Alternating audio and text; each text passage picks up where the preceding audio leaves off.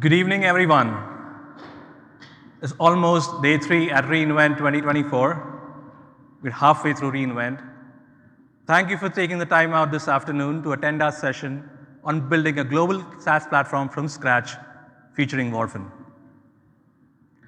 Healthcare and life science customers are utilizing the AWS platform and solutions to accelerate innovation and improve patient care by offering better security, improving their data management capabilities, and operating efficiencies improvement at the same time without compromising on their security posture.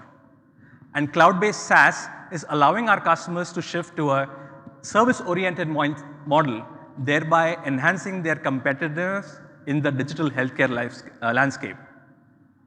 My name is Agasti Kothurkar. I'm a solutions architect at AWS, where I work primarily with customers who are new to building solutions on our platform. And today, I am joined by Nilesh Kumar and Praveen Adimulum from Werfen, who will share with you their own journey of building out the SaaS platform from scratch. So by a show of hands, how many of you are about to build out a new SaaS platform or are in your initial stages of building one out? You? And how many of you want to build out a solution but are concerned about meeting your regulatory compliance goals? Oh, I see a fair share of hands as well. And this is some of the top of mind concerns we hear from all our customers. So I'm glad you're here. In this session today, we'll address these topics and also learn firsthand how Werfen addressed each one of them during their journey as well. Quick review of our agenda today. We'll focus on what are some of the building blocks of SaaS. Now, SaaS is a very wide concept. So what we'll focus on are what are some of the must-know technical aspects to help you get started on your journey. Then we'll focus on architecting for compliance. How do you ensure that you set your foundations right from the get-go, and with a focus on HIPAA and ISO 27001. Nilesh and Praveen will then walk you through the Werfen Digital Solutions platform and also the cloud platform's technology architecture. I'll wrap up with a few takeaways. And towards the end, we will remain available in this area to address any questions that you may have as well. So let's get started.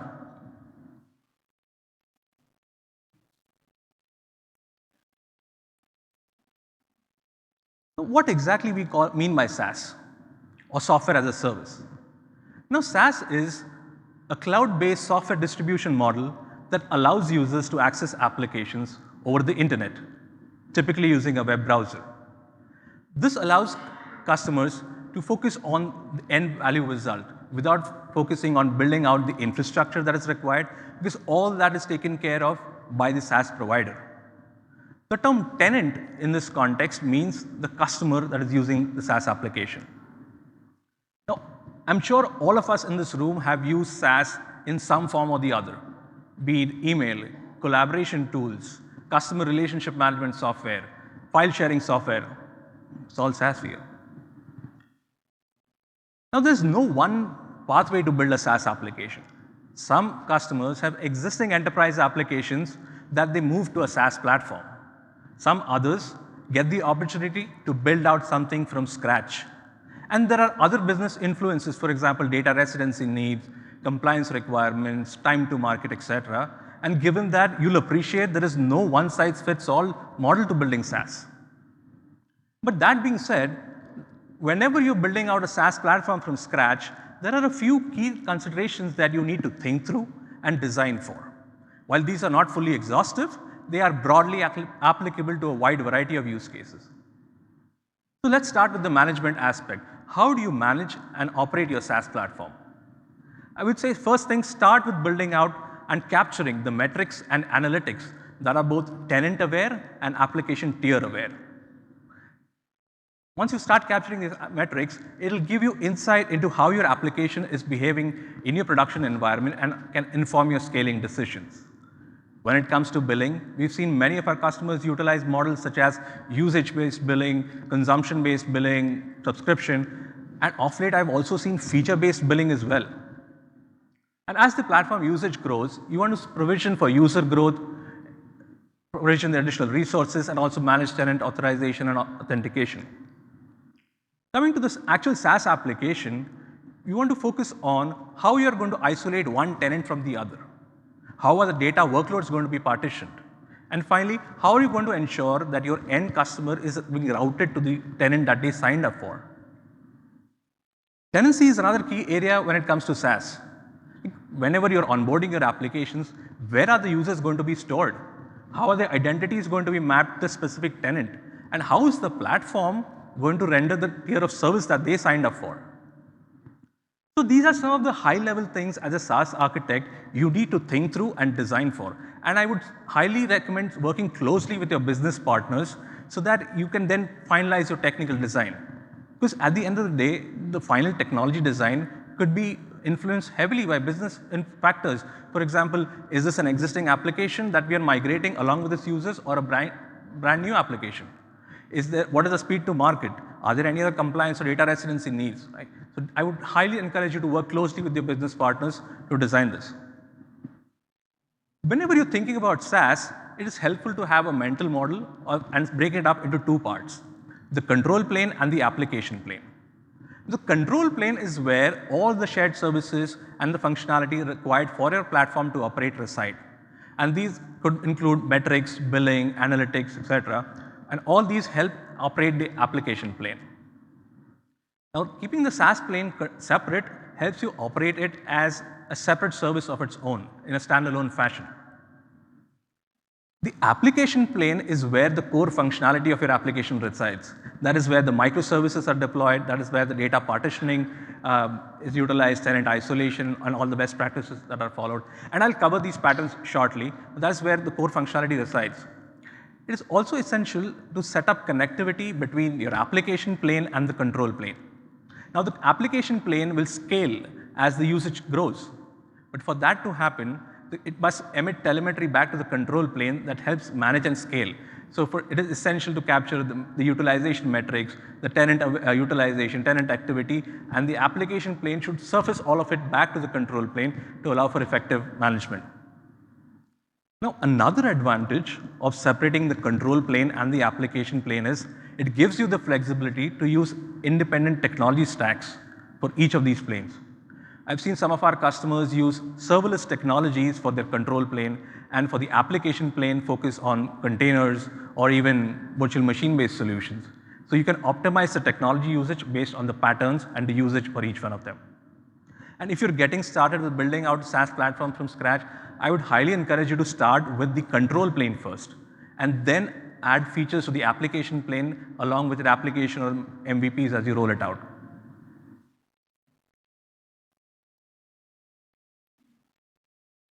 So across over a period of time, we've heard cloud native application development, right? So we've seen many of our customers deploy cloud native development techniques in their teams and start building applications that follow some best practices of service discovery, tenant isolation, routing, etc. It might lead to an illusion that you're building SaaS. However, unless you actually build out the control plane and all the services and features that can help operate the SaaS platform, you're not truly building SaaS. So once again, the need for you to separate out two separate application plane and control planes and build them and deploy them independently. Whenever we talk about SaaS, the term multi-tenant you often hear the term multi-tenant. And it sometimes gets confusing. What is multi-tenant? Is it SaaS? Now, typically, you deploy infrastructure on a shared infrastructure. That makes it multi-tenant by default. But that is not SaaS. In fact, many SaaS providers deploy the same identical copy of the software stack on dedicated hardware for all their customers. A while back, our AWS experts from the SaaS Factory team put together some methodology or the terms that can help you understand what the deployment models are. So the siloed deployment model is where all the resources in the stack are deployed specifically for a tenant. And in this case, an entire stack is dedicated to a tenant. The pooled deployment model indicates that there is going to be resources that are shared across multiple tenants. And in the bridge model, I've seen this rarely used, but it is definitely applicable. It indicates that the infrastructure, some pieces could be siloed, some could be pooled as well. Now, whenever customers start building out their SaaS application, I've seen many of them start deploying with the pooled pattern. That's where the minimal viable product is built out, the initial feature functionality is deployed, and as and when the business requirements come in, additional usage grows, they're able to add more customers, they move to either of the other patterns based on customer demand and operational excellence. Tenant isolation is one of the key aspects of SaaS. Right? You want to ensure that data stored from one tenant is not shared between the other. You want to ensure data security is safely isolated from each other. And each of these tenant isolation patterns have differences based on cost and operational complexity. Right? So the full stack isolation pattern indicates that a set of resources are fully isolated for one tenant. There is no sharing between them. Now think of it like you deploy one tenant in one AWS account and the other in a different one. So that's your isolation boundary. Or you could also deploy it in a separate VPC of its own. That's your isolation boundary too. The resource level isolation pattern indicates that you could have separate data and storage infrastructure for your tenants. So for example, you could have independent S3 buckets, independent RDS instances for those tenants. Right?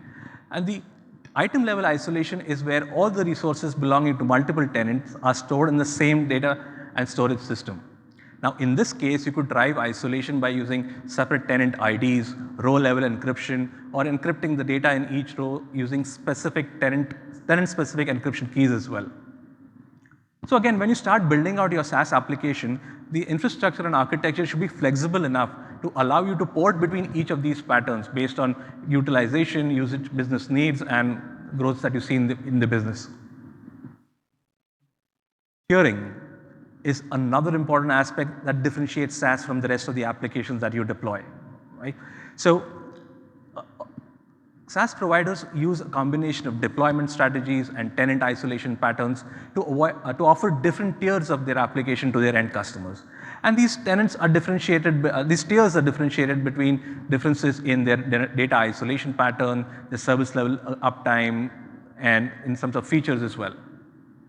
A very quick overview of some of the basic the patterns that we've seen in terms of tiering being deployed. Some customers start off with basic, advanced, and platinum tiers. Many others just use one tier and continue with it for the rest of their operations and add additional tiers only that's driven based on customer demand and again, how the business grows. Okay. Now, when it comes to SaaS and cost, these are like a match made in heaven. Customers want to adopt SaaS given the cost aspects and also want to offer it to their end customers given the cost of SaaS as well. So whenever we're talking about SaaS, one question often I get from all my customers is like, how do I figure out the cost per tenant?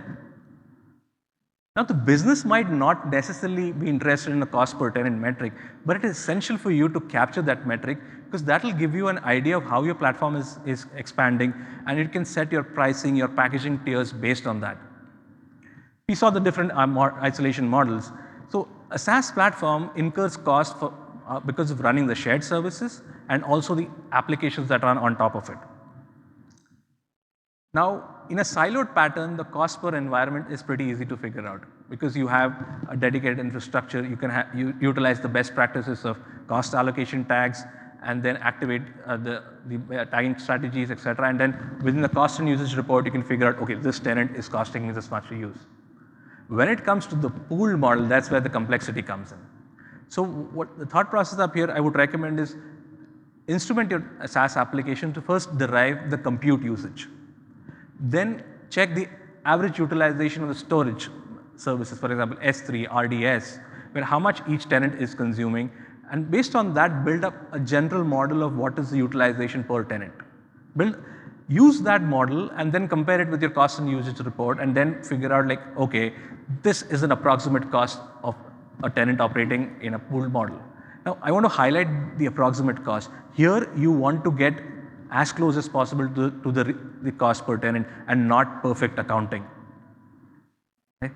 And at the same time, this is the AWS services. There are a variety of AWS partner solutions that can help you get derive cost per tenant as well. I also want to highlight a couple of our services, Amazon ECS and EKS, that support the split cost allocation data model, SCAD as we call it, those provide insights into utilization of these services per tenant. So that helps you in your cost calculations too. Now, you've built out your SaaS application, it's running up and fine. Now you want to capture telemetry from your system, how well your system is doing. And that is where you want to ingest all the data back into the control plane. Now, honestly, there is no shortage of metrics you can capture. And it might feel intimidating. But my guidance to you is focus on those metrics that are important to you and your stakeholders. For example, your stakeholders here could be executives, could be your product owners, or your operations team. There are AWS services that can help you ingest, analyze, and visualize these data sets. That is the easy part. Right? You want to actually get data from your application as well. And that is where the development teams need to invest in building that tooling as well. The AWS services can help you capture system level information, but at the same time, developers need to instrument their application to surface telemetry around usage, billing metrics, and send it back to the control plane. Right? And in fact, we've seen many of our customers build common shared services or libraries that are reused across their applications to help service this observability. At the same time, there are solutions from our partners that could help you as well. This is a busy slide. However, this is one example of a SaaS serverless reference architecture. Now, AWS provides several reference architectures that you can utilize to start building out your SaaS platform from scratch. Now, this is one model based on the SaaS aspect, but there are others from ECS and container-based models that you could utilize as well. So this particular architecture deploys a multi-tenant SaaS solution using our serverless application development patterns. Okay? And that is built on key AWS services such as Amazon API Gateway, Lambda, SDS, Cognito, CloudFront, S3, etc. And the beauty about this is all these are pay-per-use, so usage-based services. So your team can focus on building value to your customer instead of focusing on managing the infrastructure. I wanted to quickly plug in the AWS SaaS Builder Toolkit, and I'll link to it as well towards the end. The SaaS Builder Toolkit is an open source developer framework that can help you quickly get started on building out your SaaS application. It has a bunch of ready-made components that you can utilize.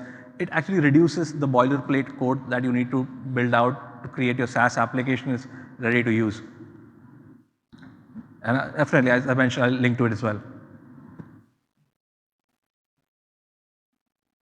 We focus on the technology aspects of building SaaS. Another top of mind concern that I hear from all our customers is compliance. Some of the questions that you might want to answer is like, I want to build out a SaaS platform, I want to operate all the services, but how do I ensure compliance? As app owners, as developers, you want to build out a platform that allows for extensibility and iteration over time without compromising on the compliance posture. Now, whenever we talk about compliance, I want to remind everyone in the room about the shared responsibility model. This AWS shared responsibility model is a framework that helps you identify what are the responsibilities that AWS will take care of and what our end customers need to focus on. AWS will take care of, is responsible for security of the cloud. And that includes our infrastructure, our physical data centers, our servers, our network, our infrastructure, virtualization, software stack, and all the facilities that could be used to deliver the applications. As customers, you are responsible for security of your application, all your data that you deploy in the cloud. Right? So this mental model is extremely essential to understand as we dive deeper into the compliance journey. To help you get started, first step in our compliance journey, especially when you focus on healthcare and life sciences, is signing up a BAA. To help you focus on the HIPAA compliance, first thing you do is identify which accounts in your AWS environment will host HIPAA-compliant workloads. And then you sign a BAA from those accounts. Now you have the ability to sign for an individual account or for the entire AWS organization as a whole. Right? Then you start building out your SaaS applications using HIPAA-eligible services. Now each of these services have specific nuances on how you're going to configure them. There is a white paper, again, I'll link to that. That white paper talks about how you're going to configure each of those services. There are minutiae that you need to be aware of when you go ahead and build that out. Okay. So when you talk of PHI, you need to ensure that you're encrypting PHI in transit and in rest as well. Another key area that I've seen many of our customers focus on is ISO 27001 compliance. For ISO 27001 compliance, you need to ensure that you're implementing an information security management system or ISMS that meets the requirements of the standard while utilizing AWS services. Now remember, AWS will provide you all the tools and services that can help you achieve ISO 27001. This compliance or certification applies to your implementation of the infrastructure security management system. So utilize this as part of your broader compliance strategy. And we also have a Global Security Acceleration Program from AWS that provides you guidance around regulatory controls and other security aspects from a compliance strategy that you should definitely engage with as you embark on your journey. And most importantly, being compliant is not a one-time thing.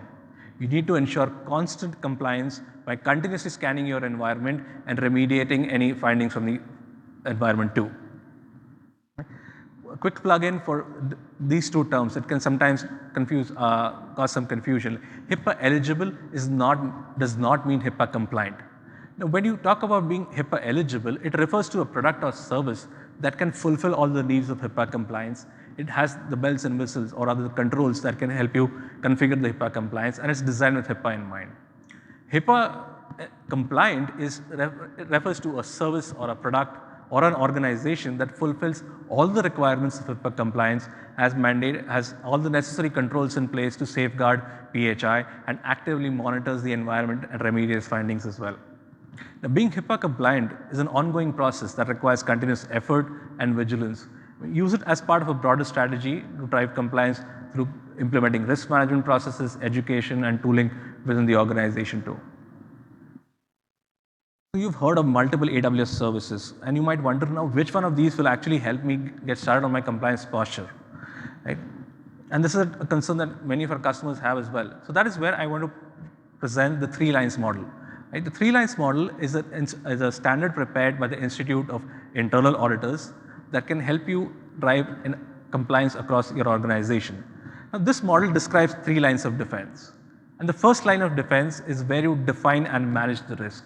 So that is where services such as AWS Config, CloudTrail, Systems Manager, Control Tower, and License Manager can help you do that. And you deploy the controls and then figure out how the resources are configured as compared to the best practices that are defined. The second line is where you want to see a view of all the risk in your platform, right? You want to have a centralized dashboard, like how is my overall landscape, a unified command center sometimes as I call it, right? So that is where the AWS services like Security Hub and Config can help as well. The third line of defense is where you provide the assurance of risk management. You want to provide guidance or evidence to your auditors that you're indeed compliant with the standards that you claim to be. So that is where services such as AWS Audit Manager can help you provide evidence to your auditors as well. Quick double click into the AWS Config service that can help you along the compliance journey. Now, AWS Config helps you record, evaluate all the resources that are deployed in your AWS infrastructure, and also provides you a visual interface to see changes to these resources over time. A config rule is something that you could utilize that defines best practices that you can validate whether you're meeting them or not.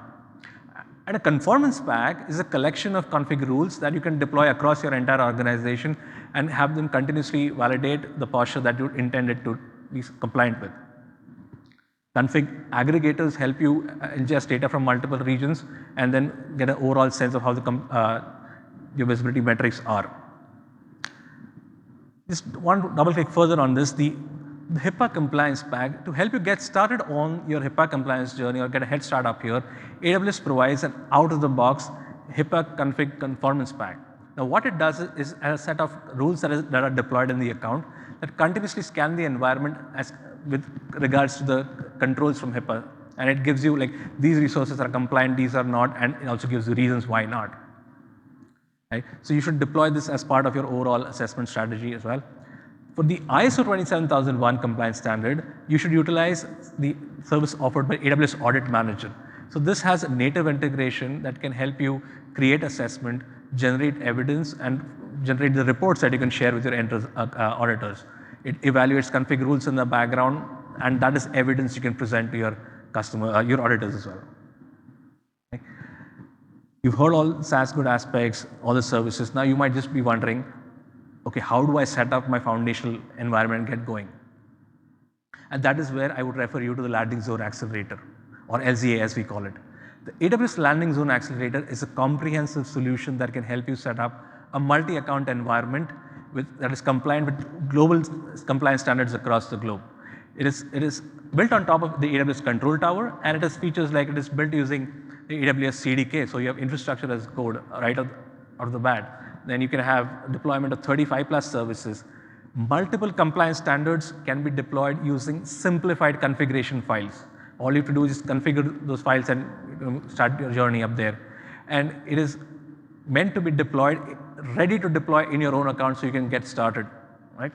And the landing zone for healthcare is an industry-specific implementation of the LZA that can fast-track the implementation of HIPAA and ISO 27001, right?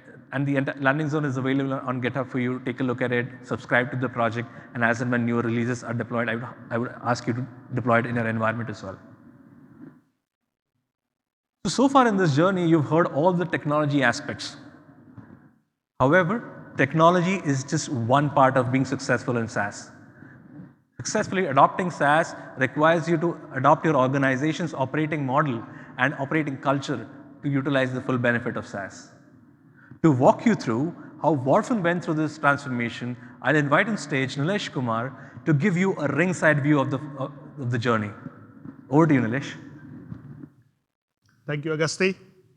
And good afternoon, everyone. Really excited to be here to share Werfen's cloud journey and how we build this SaaS platform at Werfen from scratch, using a lot of the building blocks that Agasti talked about. But I will leave that for Praveen to talk about the tech part. Now, what I want to talk about is more around giving you a business perspective of what it took for us and why we went this route of building out a SaaS SaaS platform. And to do that, I would like to give you a little bit of an overview of Werfen. And what better way than to talk about our purpose? Our purpose is very, very simple, yet very strong and very powerful. And I will pick 3 key pieces of from that purpose. What we are and what we aim to be is defined by those 3 pieces. One is we are in the specialized diagnostics area. Second is global reach. And most importantly, innovation. So Werfen as a company works in this 5 specialized diagnostics domain: hemostasis, transfusion, acute care, autoimmunity, and transplant. And this is where we add value to our customers day in and day out. Global reach. We are a global company. We are based out of Barcelona in Spain, but we have tech and business centers all across the globe strategically located. And our presence is in 30 plus countries, taking our innovative solutions to a diverse set of population. They also provide us a lot of feedback, which we use to innovate and improve healthcare. And then most importantly, innovation. We have a rich history of innovation. And I will take just one business line and one analyzer and show a timeline with 60 years of innovation. And I will not drain this slide. There are 7 or 8 firsts on this slide. Whether it be invention of CO oximetry, whether it be the first analyzer to incorporate multi-use cartridge, or the first analyzer that has gone into the market this year that can detect hemolyzed samples at point of care. These things are groundbreaking. It saves patient lives where minutes matter. However, as we look ahead, with this rich legacy of innovation, what's next? And we found the opportunity that digital transformation will be that next, I would say, innovative leap that will power this company. And this provides opportunity for Werfen, this digital transformation and formation of this digital team provides like 3-4 opportunity. One, improve clinical outcome. That's why we exist. I mean, if we cannot do that, we should cease to exist. Extend the value of existing medical devices. Now with smart connectivity and analytics, we can gain more actionable intelligence from data and extend the value of medical devices. And lastly, create new revenue streams. As we work on products which provide clinical decision support and lab decision support, these can be new revenue streams for Werfen. Now, I think most of us know of a company that started 30 years ago selling books online. So we also want to become a key player in digital transformation of healthcare. And we think we can do that in a very, very fast time to market and in a matter that adheres to our principles and our vision and our mission. So with that, we formed the Digital Factory, and with a very, very well-defined mission. What is Digital Factory? Consider this as a manufacturing floor for software products. So we are based out of Werfen. Floor below us are where analyzers and medical devices are actually manufactured. And on our floor, we manufacture software products. That's Digital Factory for us. And our start, and I want to take you through this because this is not an easy journey, and a lot of you raised your hand when the question was asked as to, are you starting or do you want to build this? And it's not easy. This was my day one. I was the first external hire into this team, and I took this picture. Literally and figuratively, it was an empty canvas. We started from this. And our task was cut out in our journey. It's not about technology only, right? You have to put your best practices in place, new ways of working, hiring a team. We made a conscious decision to hire a co-located team. That was not easy in 2022, trust me. So those were the things that we started with. We started ideating. We started talking with our business partners to see what kind of ideas are flowing into that can turn into products that can be monetized in future. So this is where, and in parallel, as we built together a small team, we started tinkering. We started playing around with all the tools, all the building blocks that Agasti talked about, and say, okay, what works for us? What doesn't? Without pouring in a lot of investment up front. And as part of this tinkering, experimentation, learning, failing, pivoting, we came up with a straw man. Actually, it was two of us, Praveen and I, like, hey, this is how we think this thing will evolve over the next few years. And it doesn't have to be perfect, trust me. Come up with something simple, something scalable, and work off that. If you try to aim for perfection right in the first go, it's a futile exercise, trust me. And then from there, this is where we are today. The same empty space has become a hub of innovation, collaboration, where builders are very actively working together, ideating, giving life to some of the ideas that our business partners brought to us. So it's a pictorial, visual representation of our journey, which is non-tech related, but I feel that is very powerful to show, when you start from a blank slate, there's a lot of things beyond technology that you need to work on. Tech is easy for all of you, I guess. It's the other pieces that hold us back. And when we did this, we also came up with some business goals as to why are we trying to do this. Things like faster time to market. We wanted to get products out there faster. Cost efficiency and scalability. We had a FinOps mindset. As I said before, we didn't want to pour in a significant amount of money and investment and resources before seeing the benefits of it. Increase innovation and flexibility. That's almost like a hygiene factor for us to survive, with disruptions happening all around us. This is very important. Alignment between business and software teams. Without that, any such journey will not succeed. You have to get your business partner sit next to you, literally, and kind of day in and day out work closely with you, providing you feedback, providing you suggestions as this whole thing evolves. Continuous improvement and agility. Again, I consider this a hygiene factor. As you mature over time, you should always aim for continuous improvement, agility should be built into the process because there will be times where you will have to pivot, business needs might change, business requirements might change, you might hit a failure or an impediment, throughout your technical journey. You should be agile and you should be able to pivot quickly and take failures in your stride because, trust me, you will fail a few times, in this journey.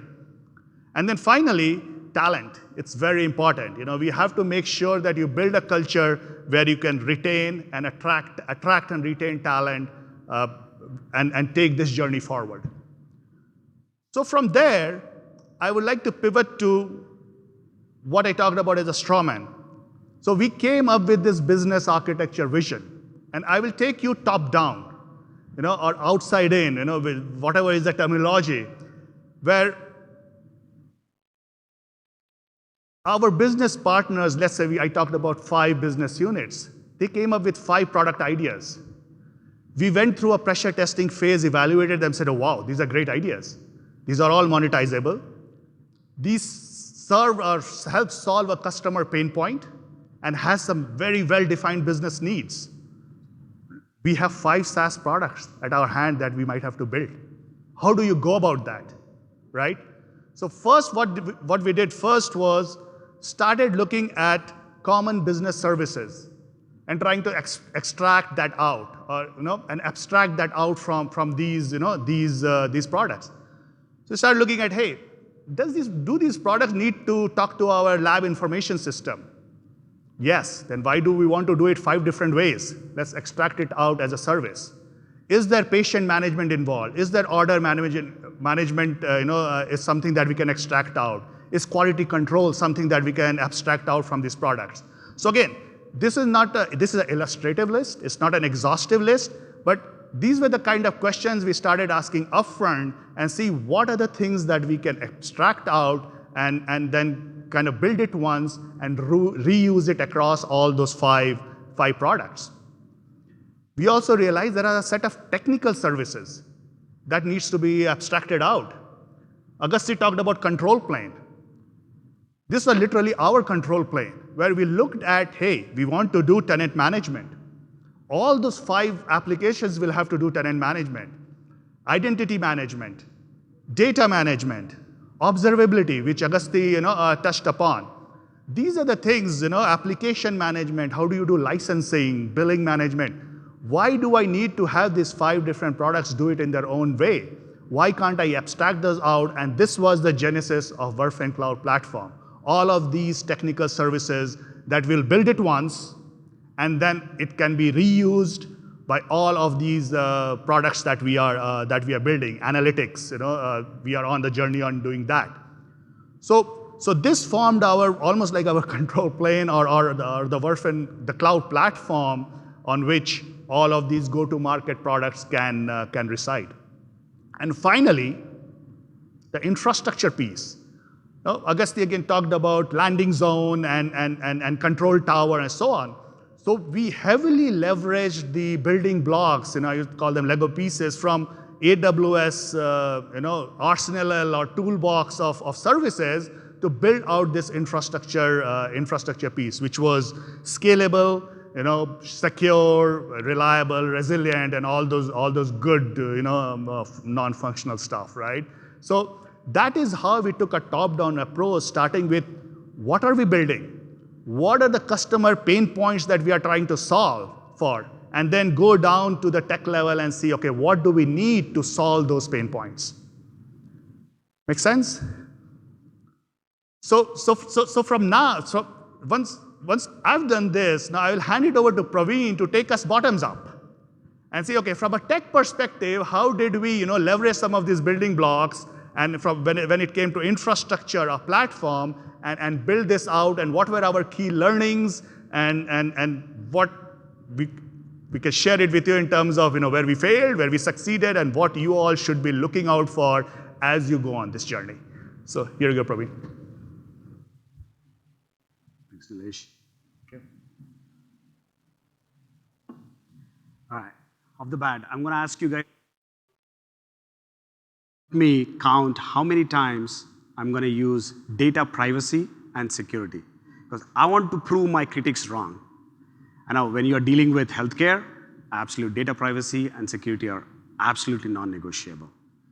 Anyways, I'm Praveen Adimulam, and I'm an architect with Werfen Cloud, and I'm excited to be here to take you through the technical part of this journey.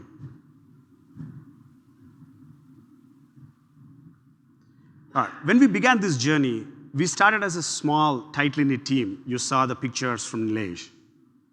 With a clear focus, we want to deliver value to our customers quickly and efficiently. And to achieve this, we established 5 key design principles. First, we adopted modular architecture, which allowed us to build and update software components independently.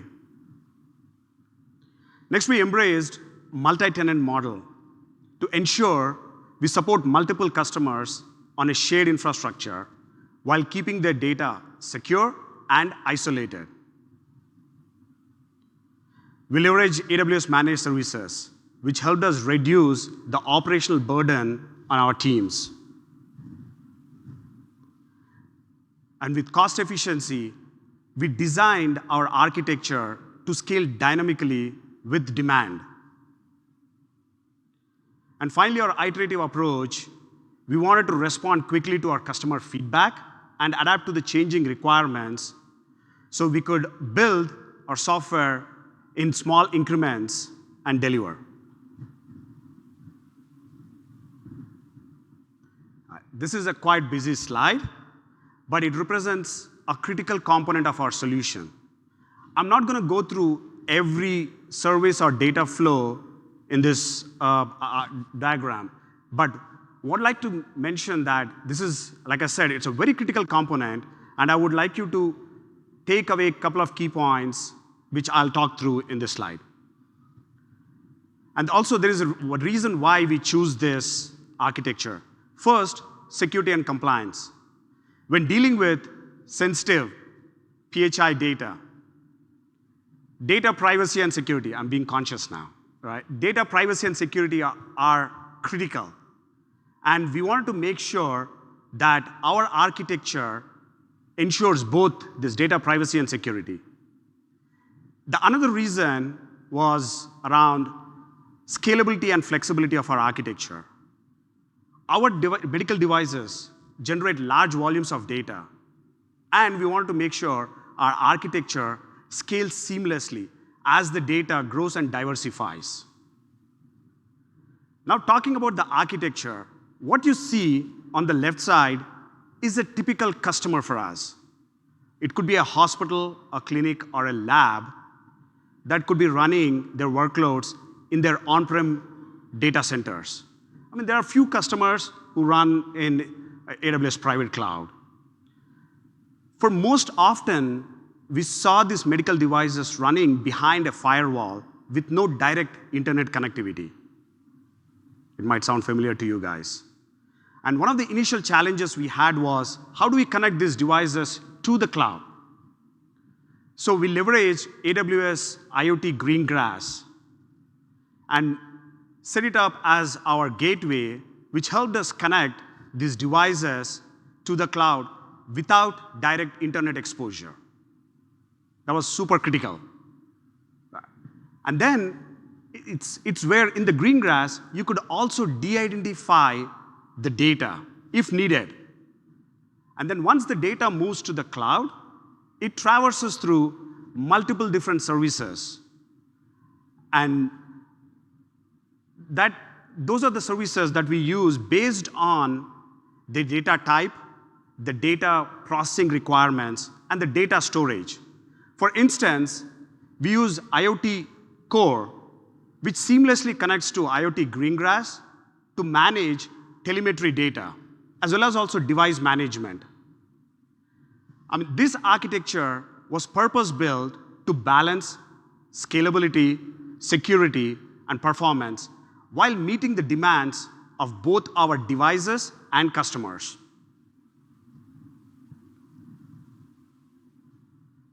As Agastya explained earlier, when designing a SaaS platform, careful consideration needs to be made for control plane and application plane.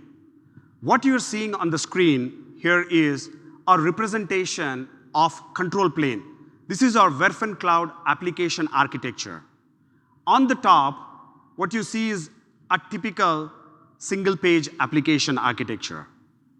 And our Werfen Cloud application, which we call it portal or platform, is securely accessed by our Werfen affiliates or employees to manage tenants. Those tenants are managed using shared services, which is the critical aspect of this architecture, which Agasti talked earlier, right? The shared services power the whole architecture by services like tenant management, tenant registration, infrastructure management, and then user management. These are very critical services which we centralized for our platform, so all our applications could use them without trying to rebuild all this architecture. So we try to make sure these are centralized and make sure all the applications are able to utilize this. Supporting these shared services are layers with logging, metrics, authentication, which are vital for any SaaS application. And moving on to the application services, what you see here is a small sample of our applications. There are some applications which are built using Spring Boot running in containers or .NET in containers. Or then there are some services which are built serverless using AWS Lambda serverless architecture. Our platform was built to ensure that we could support heterogeneous application technology stacks. What you don't see here on this screen is the underlying cloud infrastructure, which is built using LZA, the Landing Zone Accelerator for Healthcare, which I'll touch in the next slide.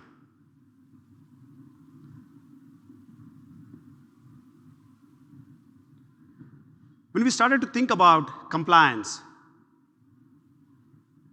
it was very clear that this was about not ticking a box. Compliance was about building trust by building a platform which our healthcare professionals and patients could trust. And when dealing with PHI data, data privacy and security are absolutely non-negotiable, which is why we choose LZA as the foundation for our cloud platform. One of the reasons was LZA provides us built-in healthcare specific configurations and compliance controls, which align well with HIPAA framework. And compliance is not a one-time activity, it's an ongoing commitment.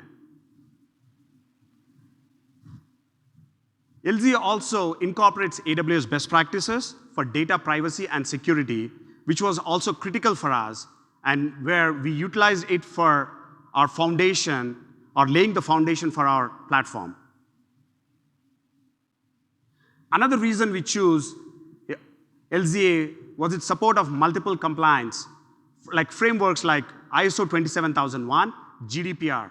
As we plan to grow and expand into multiple geographies, meeting these diverse regulatory requirements are critical. And then finally, there is a ready-to-use solution aspect.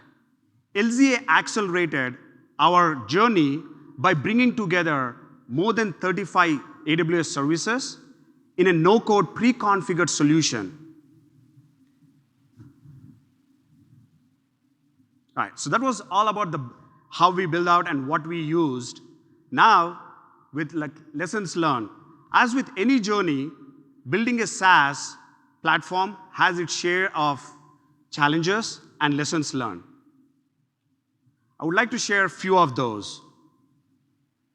First, we quickly realized the importance of investing in training, not just for our technical teams, but also for our business stakeholders. And this investment helped us bridge the knowledge gap and help us work towards a common vision.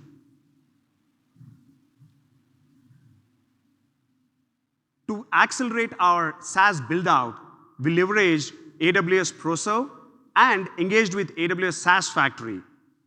Both provided invaluable guidance by providing their expertise and knowledge, which helped us overcome the common pitfalls in our journey and helped us focus on our execution of the platform. One of the bigger challenges we faced was adapting our quality assurance and change management for a SaaS build-out. Our existing policies did not fit well with the dynamic and iterative nature of SaaS platforms. So we had to redefine those policies and ensure that it supports the dynamic nature of that SaaS platform. Another challenge we faced was around monetization. Separating out the hardware cost from software was harder than we anticipated.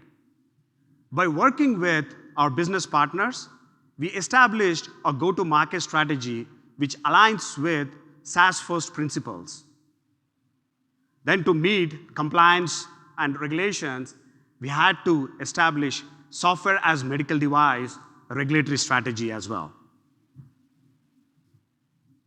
And moving on to the technical side, using infrastructure as code transformed how we manage our environments by having a successful and consistent build-outs.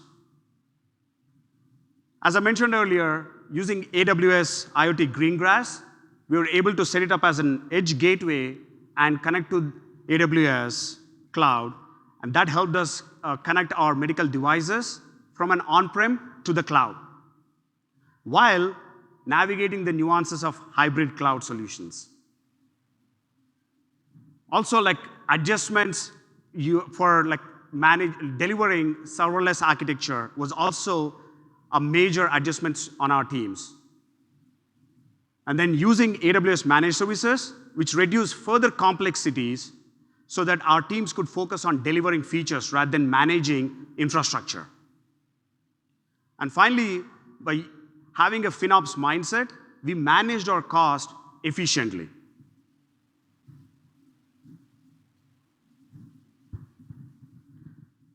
All right. As we look forward to our future, our journey is far from over. We want to build on the foundation that has been laid so far and the lessons learned. First, we want to expand to multiple geographies. Our vision is to have our platform accessible globally. But with this expansion comes new challenges: understanding regional needs, tailoring our solutions, and ensuring scalability across diverse markets. Compliance will be the cornerstone. And as we plan to expand into multiple geographies, meeting additional compliance requirements like ISO 27001 or GDPR will be critical for us to expand.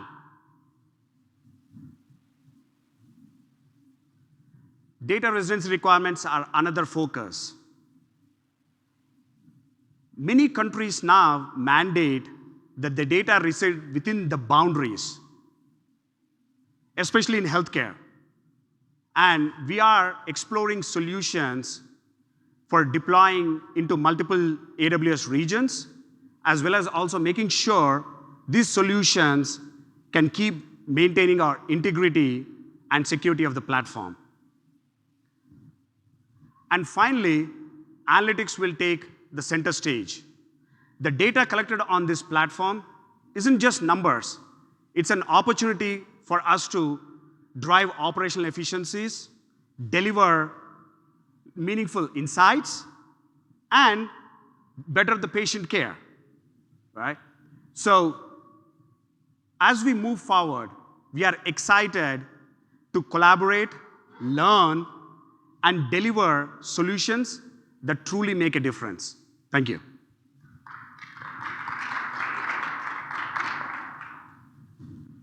Thank you, Nilesh and Praveen, for sharing your journey. I'm sure this will inspire many of you in the room and all those watching this broadcast later as well. During this entire session, I talked about different resources So here they are, as promised. I've linked white papers to SaaS fundamentals, the skill builder courses to build up business and technology foundations, the landing zone accelerator, the SaaS reference architectures, and also the SaaS builder toolkit. I've also linked the compliance page and the AWS artifact service as well. I would highly encourage you to take a look at these resources as you get started on your journey. So, to bring it home, to summarize key takeaways for you, remember that SaaS is both a culture and technology shift. It is essential for you to orient your operating model of your organization along with the technology shift to be truly successful in SaaS. Feel free to engage with the AWS SaaS Factory that can provide you both business and technology guidance as you get started. We have reference architectures, business architects, etc., who can literally work hand in hand as an extension of your team to deliver on your business goals. Build compliance right from the outset. Shift left, as we call it. Utilize compliant AWS region, HIPAA-eligible services, AWS security and partner tools to get started on your security journey. Utilize the fully managed AWS services so that you can focus on delivering innovation for your end customers without focusing on the undifferentiated heavy lifting of managing services. And finally, to get started on a secure foundational environment, I would say definitely deploy the AWS Landing Zone Accelerator so that you get started with this robust multi-account compliant framework as well. And finally, to use the term that our CTO of Amazon.com, Dr. Warner Vogel says, now go build. Okay. Once again, Nilesh, Praveen, and I would sincerely like to thank you for attending our session today. Please take a couple of minutes to provide feedback on this session on the mobile app. I wish you good luck on the rest of re:Invent and safe travels back home. Thank you.